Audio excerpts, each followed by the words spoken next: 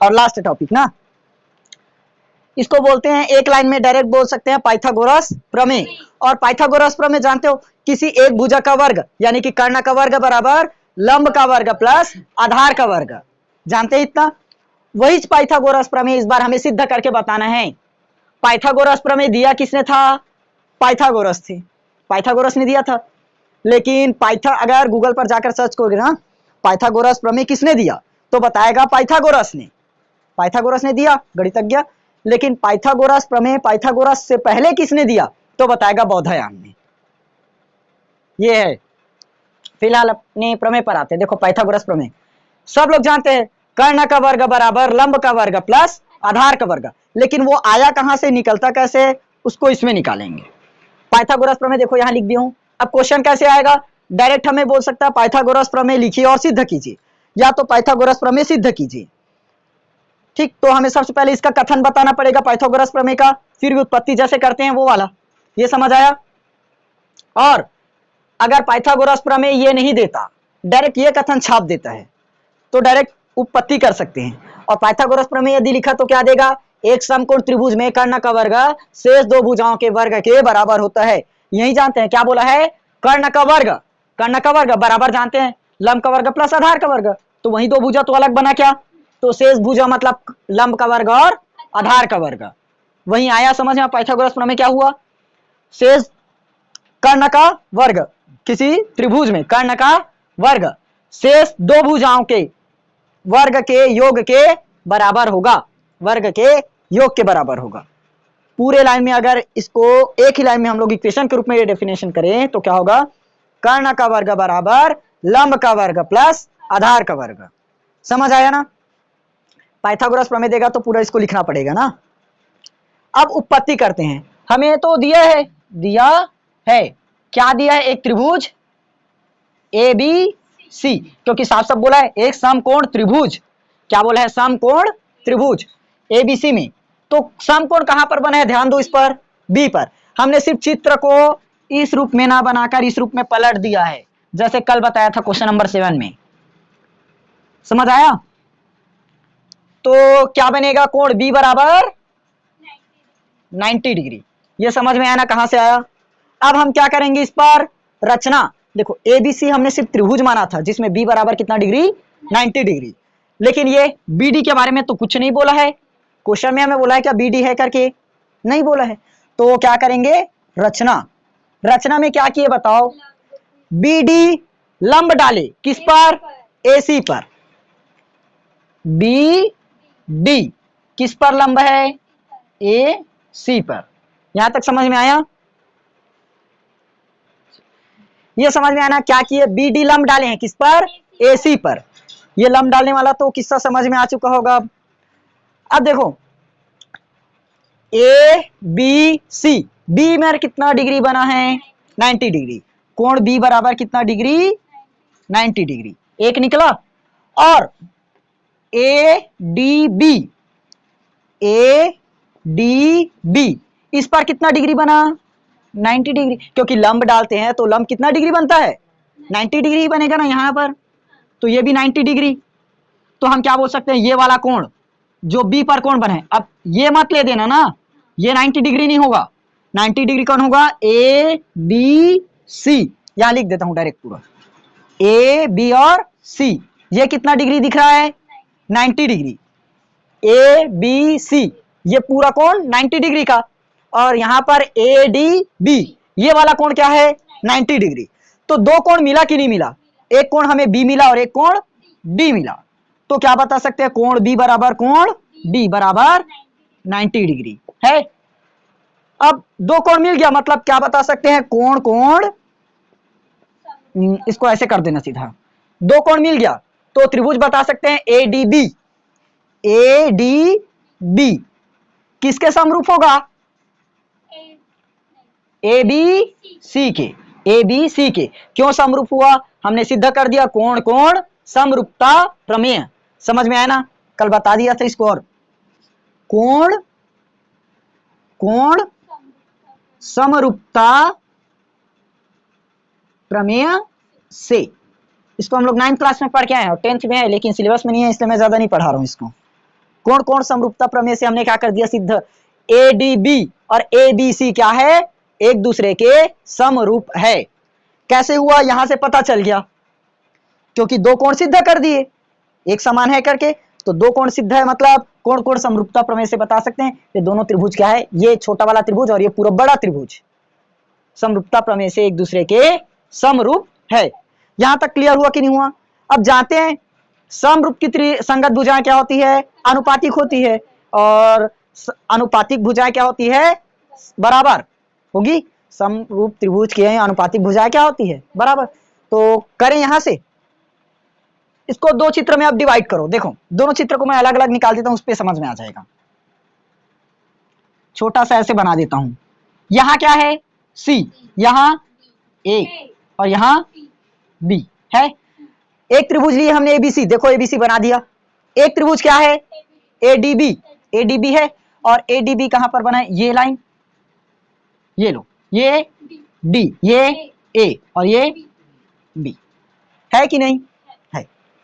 हाँ, और दोनों में एक चीज यदि ध्यान दोगे, कोण A कॉमन है, कोण A इसमें भी कोण A है और इसमें भी कोण A मिलेगा दोनों त्रिभुज में। देखो इस त्रिभुज में कोण A है कि नहीं, इस त्रिभुज में कोण A है कि नहीं, तो यहाँ पर कोण B बराबर कोण D ना लिखकर हम क्या कर सकते हैं, कोण A भी कर सकते हैं। देखो अगर चेंज करोगे तो कैसे लिख सकते हैं, कोण A बराबर कोण A, क्योंकि दोनों में ही कोण A है कि नहीं, तो कोण A ये क्या हुआ हमारा, उभयनिष्ठ। दोनों में ही क्या है, दोनों का दोनों कोण है, तो उभयनिष्ठ बोल सकते हैं। समझ में आया। अब ध्यान देना यहां पर ADB और ABC हमने बना दिया, ADB ABC। यहां 90 डिग्री कहां पर बना, B पर, और यहां पर D पर। तो मैं इस चित्र को इस फॉर्म में पहले बदल देता हूं ताकि समझने में आसानी हो। देखो ये बना देता हूं इस तरह से, ज्यादा हो गया क्या, ये यहां कितना डिग्री, 90 डिग्री, और 90 डिग्री कहां पर बना है, D पर बना है, ठीक। तो यहां क्या बनेगा, कोण A और यहां पर कोण B। अब देखो दोनों चित्र एक जैसे दिखा कि नहीं दिखा, दिखा। सिर्फ हमने इस रूप को ऐसे पलट दिया, बस थोड़ा सा इस तरह से घुमा दिए तो इधर आ गया, आया ना। चाहे अब हमने क्या किया, ये कोण D बना था उसको यहां ले लिया, ऐसे दो बार घुमा दिए तो D यहां पर आ गया, B यहां आ गया, A यहीं का यहीं आ। समझ आया ना, ठीक तो बना क्या, या उल्टा है। चलो ये लाइन समझ में आया कि नहीं आया, यहां तक हमने सिर्फ ये वाला चित्र इस रूप में बदल दिया ताकि आराम से समझ में आ जाए। हुआ, इसके लिए D को उठाकर यहां ला दिए और इसको ऊपर नीचे करना पड़ा। अब देखो अगर मैं यहां से AB भुजा लूं तो यहां से क्या लेना पड़ेगा, AD, क्योंकि दोनों का दोनों क्या है, समरूप, और समरूप त्रिभुज की संगत भुजाएं अनुपातिक होगी।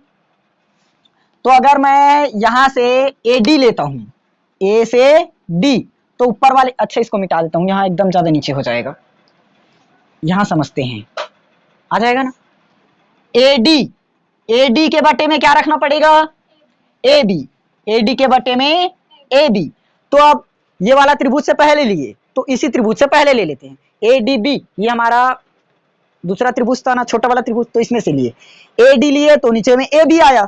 अब इसमें मैं AB लेता हूं, क्या चीज, AB, तो ऊपर वाले में क्या लेना पड़ेगा, AC। समझ में आया, क्योंकि दोनों त्रिभुज क्या हैं, समरूप है, समरूप त्रिभुज की संगत भुजाएं अनुपातिक होगी। अब यहां से देखो AB इंटू AB मतलब AB का स्क्वायर बनेगा, और ये क्या बनेगा, AD गुणित AC, AD गुणित में AC। ये लाइन समझ में आया, कहां से आया, अनुपातिक भुजाएं को हमने ले लिया तो निकला AD गुणित AC, AD गुणित AC, AB का स्क्वायर मिल गया। ये तो अभी एक त्रिभुज पर काम किए, अब एक त्रिभुज इधर भी बना होगा, देखो सेम बना है। अब जितना इस तरफ किए सेम उतना इस तरफ भी करना पड़ेगा, करें। ये लाइन लिख लिए क्या, हाँ लेकिन मिटाना नहीं है, काम पड़ेगा, इसको मिटा दूं।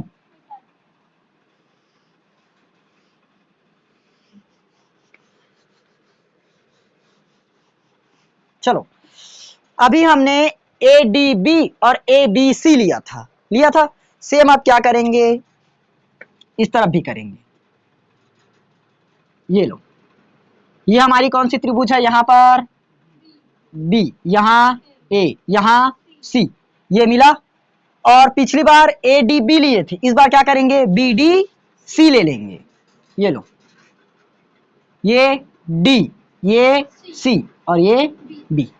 यहां 90 डिग्री बना है, इस बार 90 डिग्री कहां पर बनेगा बताओ, डी पर। 90 डिग्री कहां बना, इस डी पर। अब मैं इस चित्र को फिर से इस वाले रूप में बदलूंगा, तब क्या मिलेगा, ये मैं कोण को क्या कर देता हूं, यहां ला देता हूं और इसको यहां, इसे यहां। तो बताओ यहां 90 डिग्री किस पर बना था, बी पर, तो इसको क्या मानेंगे, बी मानेंगे।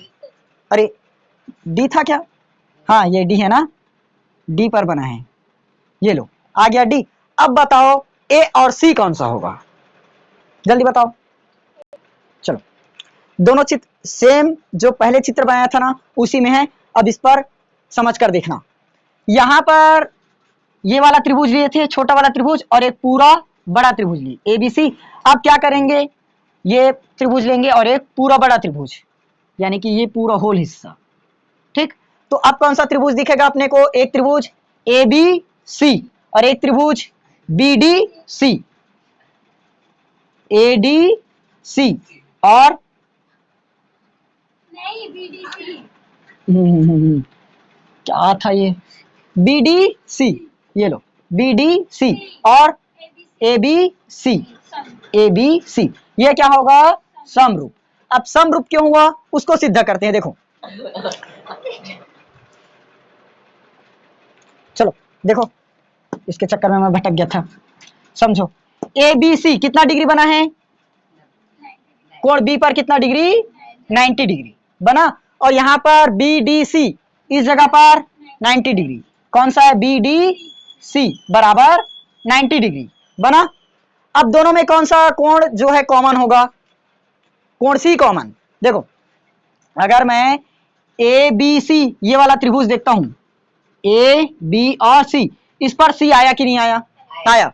और ये वाला त्रिभुज ले लूं मैं अगर, ये लो सी डी, यहां क्या था बी, इसमें सी त्रिभुज आया कि नहीं आया, आया। तो हम क्या कर सकते हैं, डायरेक्ट कोण सी बराबर कोण सी हुआ, ये क्या हुआ हमारा उभयनिष्ठ।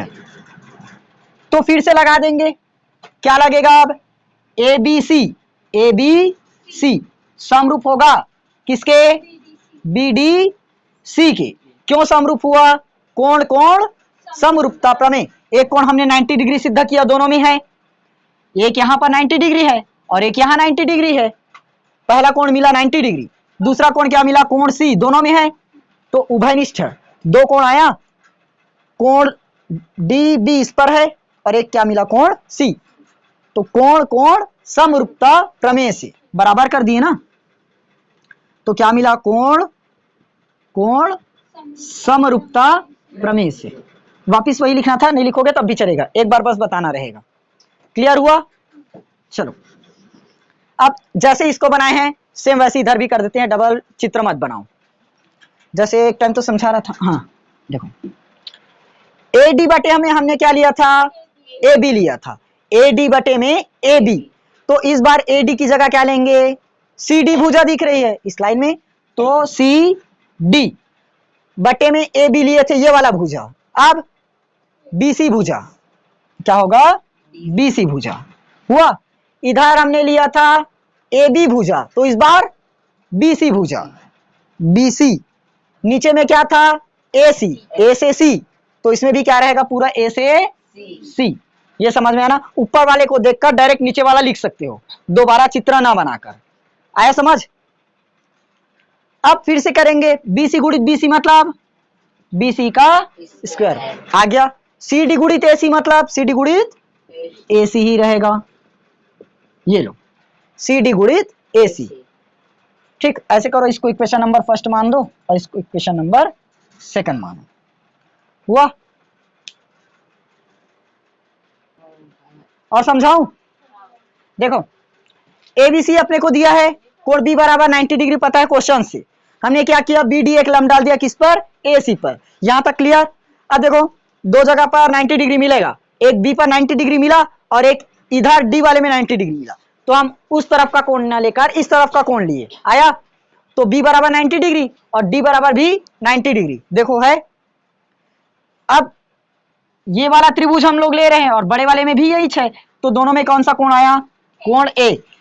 ये हो गया हमारे बड़े वाले कोण के लिए, ए बी सी के लिए, और ये हो गया ए डी बी के लिए, आया। तो दोनों में कौन सा कोण बना था, कोण ए, तो उभय निश्चय ले लिया। दोनों में हमने कोण को सिद्ध किया नहीं किया, बराबर है करके, इसमें 90 डिग्री सिद्ध कर दिया और इसमें कोण ए को सिद्ध कर दिया, बराबर है। तो क्या हुआ, समरूप प्रमेय, यानी कि कोण कोण समरूपता प्रमेय से ए डी बी और ए बी सी दोनों क्या है, समरूप है। समरूप त्रिभुज की अनुपातिक भुजाएं क्या होंगी, समान होंगी। अब संगत भुजा लेना पड़ेगा अनुपातिक के लिए पहले, तो यहां देखना ए डी, ए से डी, इसका संगत क्या बना था, ए बी। ए डी का संगत क्या हुआ था, ए बी, आया। ए डी का संगत ए बी। वैसे ही ए बी का संगत अब क्या बना था, ए सी। चित्र को बदलने पर समझ में आ गया था, कंप्लीट, तो गुणा करने पर ये मिला। अब जैसे इधर का लिए हो, सेम उस तरह से इधर लो। बी पर तो हमने बता दिया कितना डिग्री बना है, 90 डिग्री, क्वेश्चन में ही दिया बी पर 90 डिग्री आ गया। और डी पर कितना बन गया था, 90 डिग्री, लंब डालने के कारण बना। अभी पहले वाले के लिए हमने क्या किया था, लेफ्ट वाला त्रिभुज लिए थे, अब दूसरे वाले के लिए राइट वाला त्रिभुज लेंगे, हुआ।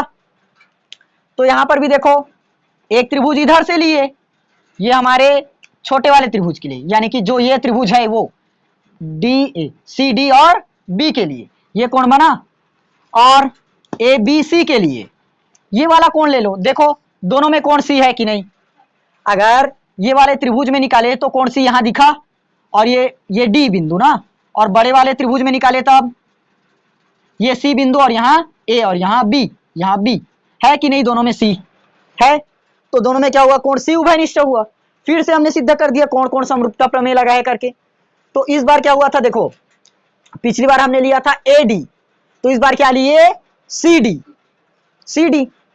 पिछली बार क्या लिए थे, ए बी, ये वाला, तो अब इसकी आ जाएगा सी बी, बी सी या सी बी हुआ। अब इधर ए बी लिए, ए बी यहीं वाला, तो बी सी वहीं वाला ले लो, बी से सी।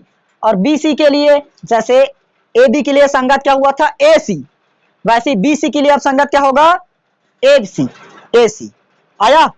दोनों में समझ आया, तुलना बस करनी है। पहले के लिए हमने क्या लिया, ए डी के बटे में ए बी, ए डी के बटे में क्या लिया, ए बी, तो यहाँ सी डी के बटे में क्या लेना पड़ा, सी बी, सी डी के बटे में सी बी, आया। इधर क्या लिया, ए बी बटे में ए सी, ए बी के बटे में पूरा ए सी, तो इधर क्या लेना पड़ेगा, बी सी के बटे में पूरा ए सी, बी सी के बटे में ए सी। अब हुआ लाइन क्लियर, मिटाऊं, ये लिखिएगा ना। चलो समीकरण 1 और 2 को ऐड कर दो, जोड़ दो मतलब, चलो कोई बात नहीं, इधर बता देता हूं, बन जाएगा ना। चलो समीकरण 1 प्लस 2 लगाओ, समीकरण 1 और 2, कहां चला गया समीकरण 1, ए बी का वर्ग, हाँ चलो ना, हमें तो याद है, ए बी का वर्ग क्या था, ए डी इंटू ए सी। अरे एक मिनट, प्लस तो करना भूल गए, समीकरण 2 ये है ना, ए बी का वर्ग प्लस बी सी का वर्ग बराबर, इधर ए डी गुणित ए सी, ए डी गुणित ए सी प्लस सी डी गुणित ए सी, सी डी गुणित ए से सी। ये समझ में आया कि नहीं आया, कहां से क्या किए हुआ। अब देखो ए से डी जाओगे, डी से सी जाओगे, तो क्या मिलेगा, ए से सी। चलो लास्ट लाइन बता देता हूं, उसके बाद लिख लेना। देखो ध्यान से, A B plus A B का स्क्वायर प्लस में बी सी का स्क्वायर, यहां तक आया। इसमें ए सी है कि नहीं, इसमें ए सी है कि नहीं, हम ए सी को क्या कर देंगे, बाहर कर देंगे, कॉमन कर दिए, ए से सी। अब अंदर में क्या बचा, ए डी यहां बचा प्लस सी डी यहां पर बचा। और अब भी बताया था A B square plus B C का स्क्वायर, ए सी गुणित, कोष्टक का मतलब ए से डी और डी से सी, तो क्या मिलेगा हमें डायरेक्ट ए से सी, तो ए बी का स्क्वायर प्लस बी सी का स्क्वायर इज इक्वल टू ए सी का स्क्वायर। यही हमें प्रूव करना था। देख लो, शेष दो भुजाओं का वर्ग उसके कर्ण के वर्ग के बराबर होता है। देखो, एक समकोण त्रिभुज में कर्ण का वर्ग, कर्ण क्या है एसी, एसी का वर्ग दो भुजाओं के वर्ग के योग के बराबर होगा। एसी को लेने के बाद कौन कौन सा भुजा बचा, ए बी और बी सी, तो ए बी का वर्ग प्लस बी सी का वर्ग हो गया सिद्ध। यही करना था पाइथागोरस प्रमेय को प्रूफ। समझ में आया कि नहीं आया? मोस्ट इंपॉर्टेंट क्वेश्चन है ना, आएगा पेपर में, नोट कर लेना।